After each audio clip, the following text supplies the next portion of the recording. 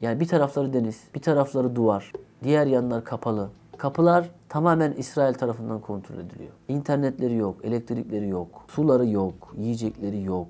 Artık birçoğunun kardeşi yok, artık birçoğunun annesi yok, artık birçoğunun babası yok, artık birçoğunun arkadaşı yok. Ne kadar yok arka arkaya dizebilirsen hepsi o an böyle kafamın içinden geçti.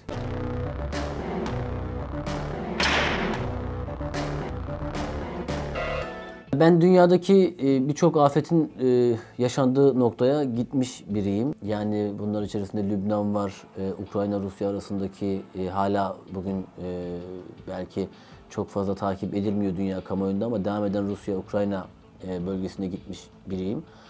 Keza 2021 yılındaki yangınlar sonrasındaki deprem yine ilk gidenlerden biriyim. Gazze hepsinden çok farklıydı. Yani biz Siderot diye bir yer var. Bütün gazetecilerin girebildiği, daha doğrusu İsrailli yetkililerin izin verdiği ve Gazze'yi görebildiğiniz bir yer ve orada bombalanışı izliyorsun. İşte bir uçak geliyor, bir müddet sonra bombaların tonajını yerin titremesinden hissediyorsun ve hiçbir şey yapamıyorsun. Biliyorsun ki orada masum insanlar hayatını kaybediyor. İsrail tarafından obüslerin ateşlendiğini, o ateşlerin çıktığı noktayı görüntüye alabiliyorsun, kayıt altına alabiliyorsun. O ateşin düştüğü yeri, o şarapnellerin düştüğü yeri, obüslerin düştüğü yeri görüntüleyemiyorsun. Her şekilde adaletsizliği iliklerime kadar yaşadığım ya da hissettiğim bir noktaydı benim için. Kendimi sorguladığım yerlerden biriydi. Umarım dünya bir daha bu noktadaki çaresizliği hiçbir insana yaşatmaz. Oraya giden gazeteci arkadaşlarımız da muhtemelen benimle aynı şeyleri düşünüyorlardır. Bir tarafta 800'ün üzerinde gazeteci akredite olmuş İsrail toprakları içerisinde, İsrail sınırları içerisinde. Bir tarafta 20-25 tane ve her gün hayatını kaybeden bu sayının düştüğü noktada gazeteciler. Yani gazeteci sayısında bile adaletsizliğin olduğu bir noktadan konuları takip ettik.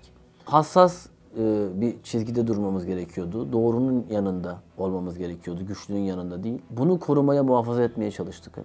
Benim bu süreci takip ettikten sonra hayata bakış açım gerçekten çok değişti. Yani ben hayatımda hep yaşadığım gibi oldum yani sosyal medyada. Bununla ilgili çok linçlere uğradım vesaire. Mesela ben yaklaşık 2-2,5 aydır kola içmiyorum. Buna şöyle diyenler olabilir. Ya içmiyorsun da ne oluyor? Ben bu tepkiyi verebiliyorum yani. Ya da bir ürün alırken muadili varsa yerlisini almaya çalışıyorum. İyi insanların sesinin yüksek çıkması gerektiğini, kötülerin sesinin zaten hep var olduğunu ama az da olsa iyilerin sesinin daha yüksek çıkması gerektiğini anladım ya bu süreçte. Ya bireysel olarak sahada olmak nasıl bir duygu? Bir kere şunu karıştırmamak lazım. Biz kurumlar ya da şahıslar içerik üretiyorlar. Yani kurumlardaki kişiler de bireysel aslında. Önemli olan burada topluma karşı sorumluluk aidiyetinizi ne kadar taşıdığınız. Bakın biz bundan yıllar sonra, önceki gün bunu X hesabımda da paylaştım. Doğru haberin kimler tarafından paylaşıldığını artık ajandamıza not edeceğiz. Yani bir haber yayıldığında acaba bu doğru mudur diye işte o kişinin hesabına girip bakacağız.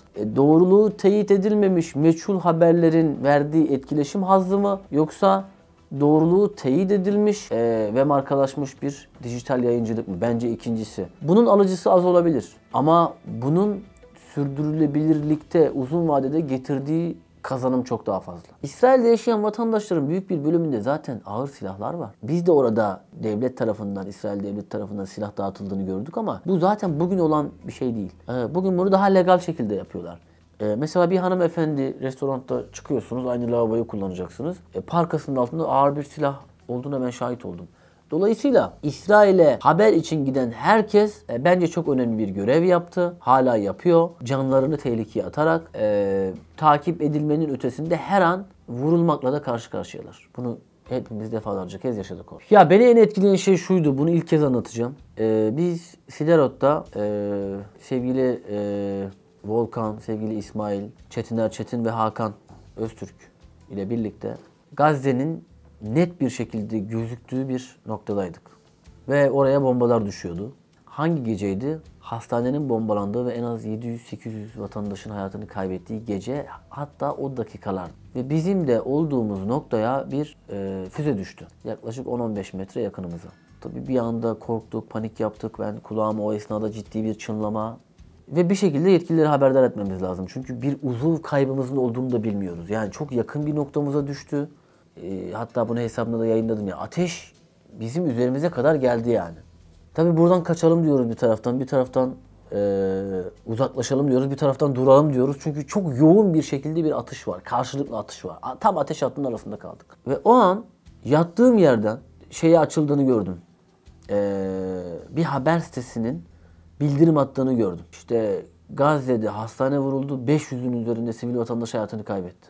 Ya orada böyle nasıl söyleyeyim yani saniyeler ve saliseler aslında çok birbirine karışıyor. Hayat var mı yok mu? Yani sen oradan çıksan bir hastaneye gidebileceksin, bir eczaneye ulaşabileceksin. Türkiye'yi arayacaksın, belki Türkiye sana... Türkiye güçlü bir devlet. Uçağını gönderecek, seni hemen oradan basın mensuplarına aldıracak. 500 insanın o dakikalarda hayatını kaybettiğini öğreniyorsun. Daha ilk belirlemelere göre. Bir taraftan kulağımda ciddi bir çınlama var ama yemin ederim bir taraftan da diğer yanımda böyle bebeklerin çınlamalarını duyuyorum, ağlamalarını duyuyorum. Çünkü biz orada roket seslerine, roket ateşlerine, helikopter seslerine çok yakınız ve onlar artık hayatımızın bir parçası. Kendimi o an çok çaresiz hissetmiştim. İnsanlık adına çaresiz hissetmiştim. Yoksa bizim yanımıza roket patlamıştı ve ben yerde yatıyordum. Kaçtık Volkan abiyle birlikte. Ama biz hemen arabayla kaçalım vesaire gibi böyle ihtimalleri kafamızda değerlendirirken o insanların gidecekleri hiçbir yerleri yok yani. Yani bir tarafları deniz, bir tarafları duvar, diğer yanlar kapalı. Kapılar tamamen İsrail tarafından kontrol ediliyor. İnternetleri yok, elektrikleri yok, suları yok, yiyecekleri yok. Artık birçoğunun kardeşi yok, artık birçoğunun annesi yok, artık birçoğunun babası yok, artık birçoğunun arkadaşı yok. Ne kadar yok arka arkaya dizebilirsen hepsi o an böyle kafamın içinden geçti. Ben İlk kez Gazze ile ilgili konuşuyorum. Bundan önce herhangi bir yerde döndükten sonra bir belediye konferansında çıkmadım, konuşmadım. Bir etkinliğe çıkmadım. İlk kez buraya konuşuyorum. Yani ama diğer ayağımızda elbette ki dünyanın farklı yerlerine gitmeli, görmeli, kendimizi geliştirmeli, insanların ya da toplumların örnek alınacak şeylerini örnek almalıyız ama biz aslında kültürün dünyaya yayıldığı bir medeniyetiz yani bakıldığı zaman. Batı'nın aslında o kadar da Batı olmadığını görmüş olduk. Bir kere daha görmüş olduk. Bir kere daha görmüş olduk. Bunu hala anlamayan insanlar var. Bir şeyler söylenildiğinde dalga geçen insanlar var. Alaycı tavırlar var. Bu beni çok üzüyor ya. İyi bir noktaya gitmiyoruz yani. Dünya dünden daha iyi bir noktaya gitmeyecek yarın. Bunu söyleyeyim yani. Yani dün daha iyiydik. Yarın daha kötü olacağız. Bu bir kırılma oluşturdu. Siz bugün o insanların yaptıkları bu eylemlere karşı ülkelerinin sessiz kalacağını düşünüyor musunuz? Uzun vadede hepsi bunların bedellerini ödeyecekler. Bugün değil. Ama uzun vadede hepsi ödeyecekler. Kimisi işten çıkarılacak. Kimisi bulunduğu toplumdan uzaklaştırılacak. Kimisi daha farklı bir travmayla karşılaşacak ama bunu yaşayacaklar. Yani çünkü işte bugün çeşitli sosyal medya platformları da önce farklı söylemler gerçekleştirdiler. Sonra farklı tutumlar sergilemek durumunda kaldılar. Ben bunu değişeceğini düşünmüyorum. Yani bugün yöneticilerinin düşünce yapıları iyilikten ve insanlık cephesinden yana saf tutmadıktan sonra bunun iyi bir sonuç çıkaracağını düşünmüyorum. Biz birer marka oluşturuyoruz. Aslında hepimiz birer markayız. Ben hep üniversitelere gittiğimde şunu söylüyorum arkadaşlar. Arkadaşlar belki 100 takipçiniz var, belki 200 takipçiniz var ama siz arkadaşlarınız tarafından anıldığınızda sizinle ilgili belirgin özellikler onların bilinçaltında beliriyor ve sizi bir şekilde hatırlıyorlar. Şimdi Adem Meta'nın şöyle yakın tarihine baktığımızda bakın 2011 Van depreminde 18 gün kalmışım bölgede. Belki de 17 gün. Van Erciş'te hiç unutmuyorum. Hatta yakın tarihte bir Van ziyaretim olmuştu. Oradaki İsmet abiyle tekrar bir telefonda görüşme şansımız oldu. O dönem bir radyo yayıncısıyım. Ve radyodaki patrona diyorum ki ben Van'daki durumu sahadan aldığım bilgilerle aktarmak istiyorum. O duyguyu yaşamak istiyorum.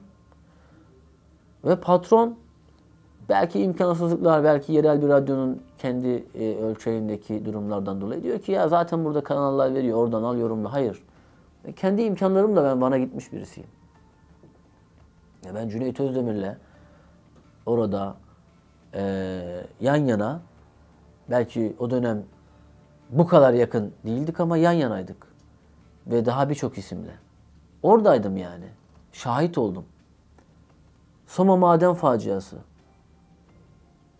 İzmir depremi, Elazığ depremi, işte 6 Şubat depremi, 47-48 gün bölgede kalıyorsun. Şunu söylüyorum, yani bu bir heves değil. Bu sahada gördüklerimi insanlara anlatma gayreti. Bugün sosyal medyaya yeni girmiş insanlar şu ifadeleri kullanıyor olabilirler. Bizi yeni tanıdıkları veya hayatına yeni dahil ettikleri için. Her şey onu takip etmeye başladığın andan itibaren başlıyor çünkü. Ondan itibaren sentezlemeye başlıyorsun. Ama geçmişi araştırmayı kimse düşünmüyor.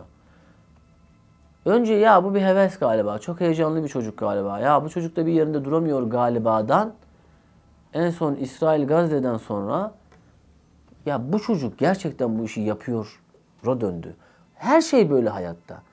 Hiçbir şey birdenbire olmuyor. Bugün etrafınızdaki gazetecilere bakın. Yani tek bir haberle insanların tarafından tanınmış değillerdir. Tek bir yaptıkları üretim tarafından da insanlar tarafından tanınmış değillerdir.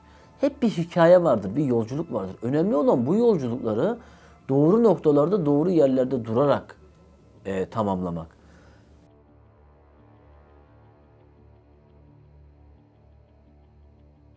Uzaklaşalım diyoruz, bir taraftan duralım diyoruz. Çünkü çok yoğun bir şekilde bir atış var. Karşılıklı atış var. Tam ateş hattının arasında kaldık.